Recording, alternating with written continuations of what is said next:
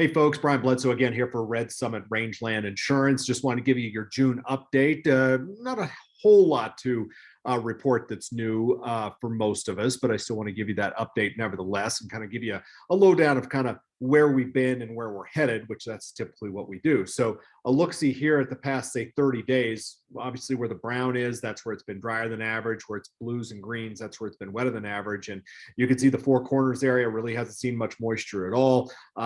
Back over southern portions of Arizona and California, again, I know it shows up as white, but nothing happens there during that time frame. So the wet areas have been in the Pacific Northwest, parts of Idaho, extending across parts of the northern Rockies and Montana, and then also down across parts of the plains. But for the most part, the southwest quarter of the country has been exceptionally dry, and I don't see that changing a whole lot. The La Nina episode, we can go back for the past 30 days and show you the animation right there. You see there's still a lot of blue out there in the Pacific, but it has moderated a little bit off the west coast of South America. And that's typically what happens during the seasonal changes as we head towards summer. But the fact that it is still looking like that in the ENSO region there across the Central Pacific, we also have a good deal of cooler than average water off the Baja of California and still some off the Pacific coast right there.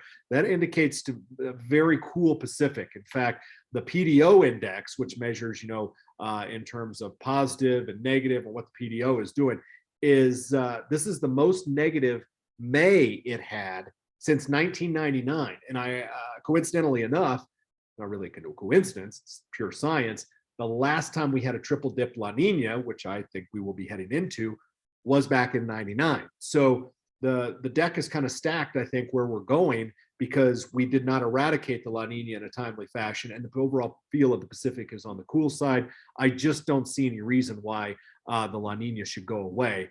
And nor do the computer models. In fact, the projections going forward here, you see those blue spikes right there coming down to about 50% probability by later in the summer. We're still likely going to be in some sort of a La Nina during that time, but then we strengthen that and the signal gets stronger here. You see by the time we head into fall, it bounces back up to 60%. Well, at this range, to suggest that we've got 60% probability of a La Nina being around here during the back part of this year, that's a really strong signal. In fact, it's probably going to be a lot higher than that as we get closer, because the La Nina episode is likely not going to go away. So kind of a what you see is what you get thing here in terms of the Pacific Ocean when it comes to La Nina. I just don't simply see that changing a whole lot going forward. But that's kind of what we've been talking about now for the past couple of months or so. So as we look ahead to what we could potentially be dealing with over the next, say, couple of weeks or so, this is the Euro precipitation anomaly forecast for the next 2 weeks. And you can see the areas that have been wet will likely stay wet. That up here in the Pacific Northwest, parts of the northern Rockies. The one lone exception is a little bit of green showing up here in eastern Arizona, western New Mexico, up into southwest Colorado and southeast Utah. That's a hint that we might even have a little bit of an early season monsoon set up here as kind of a prelude to what I think will be a more than active monsoon season going forward later in the summer. The plains likely are going to end up drier than average during this time frame, which is kind of counter to what they have just been dealing with the more active weather. So that's what it looks like for the next couple of weeks. Temperature-wise, again, you see where the heat's going to be. Eastern Colorado, western Kansas, down into the central portions of Texas. There's going to be some pretty serious heat there. Also, Southern California, going to be dealing with some pretty big heat. The Pacific Northwest stays anomalously cool. Look at those temperatures up there, anywhere from 4 to as much as almost 8.5 degrees below average for this time of year. And that takes us into toward the end of June. They definitely cannot buck the cooler than average and wetter than average weather pattern they've had. And that is very classic for a La Nina episode to deliver that type of thing when we're dealing with La Nina conditions. So not a whole lot out of the ordinary here over the next 10 to 15 days. Now, if we push the envelope a little bit and go for the next 45 days, again, you can see the green here, southeast Utah, southwest Colorado, down through parts of New Mexico and Arizona, all the way into Mexico. That's the monsoon plume that's going to be making its way farther north. Again, the Pacific Northwest still ends up, somewhat wetter than average during that time frame. And then we start to dry out a little bit across parts of the northern Rockies, northern plains, and the nation's midsection. I'll tell you what, this is the several model runs in a row that are really latching on to the fact that this high pressure ridge is going to set up in the midsection of the country and deliver not only some pretty serious heat, but also deliver some pretty serious dryness. So I'm glad that those areas at least got some rain over the past couple of weeks or so, because they not only they desperately need it, but boy, if they hadn't had that going into this pattern, it'd be pretty ugly. And you can see where the big heat's going to likely end up. Southern prairies of Canada, right down along the front range of the Rockies and extending eastward into the nation's midsection. Also some pretty good heat in California, Nevada, western Utah, average to slightly below average conditions, again, where that monsoon plume is likely going to end up across Arizona, New Mexico, and maybe a little bit farther to the north. We'll have to see how that plays out. But again, that's over the next, say, 45 days or so. So let's look a little bit beyond that. And this is the NMME forecast for the month of July. Now you see where the main drying trend is right here across far eastern New Mexico, West Texas, and parts of the southern plains. The farther west you go, you lose that signal. I think this brown is probably even a little bit overdone over western New Mexico, eastern Arizona. I think that's where that monsoon plume is probably going to set up. So I think you could probably shave that off just a little bit. It continues that theme as we head into August at average or slightly drier than average.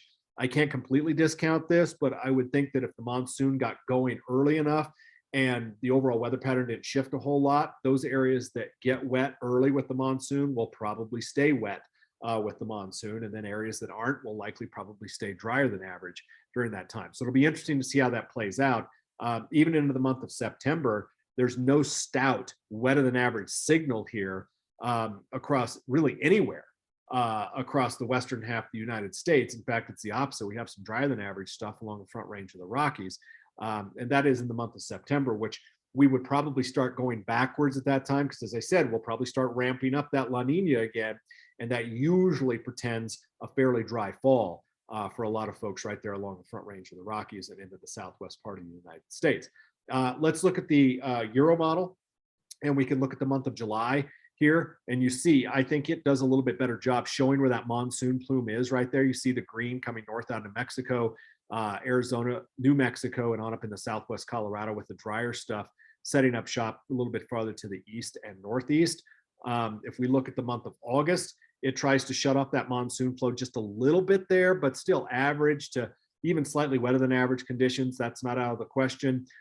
Notice we have some drying taking place here across the northern plains, northeast Colorado. That was very indicative of what we saw last year in parts of Colorado. And then into September, average to slightly drier than average stuff, West Texas, New Mexico, headed out into the central part of the country, but maybe a little bit of monsoon remnants here across parts of Arizona, Nevada, and maybe even into California. So again, I think the real focus here on the monsoon setting up is Arizona, western New Mexico, and on up into the four corners, southeast Utah, southwest Colorado. I think will probably benefit the most in regard to what the monsoon is. And then if you have interest farther east, that's probably where you're going to end up drier. If you have interest farther to the northwest, on up into the Pacific Northwest, I don't see them immediately shutting off and all of a sudden getting crazy warm and crazy dry.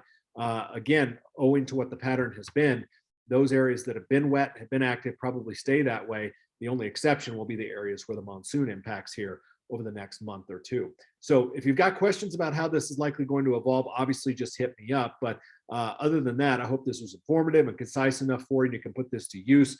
And in the meantime, if I don't hear from you, I will be speaking to you in the month of July. It's crazy. Year's almost half over, but that's where we are. You guys be well. Take care.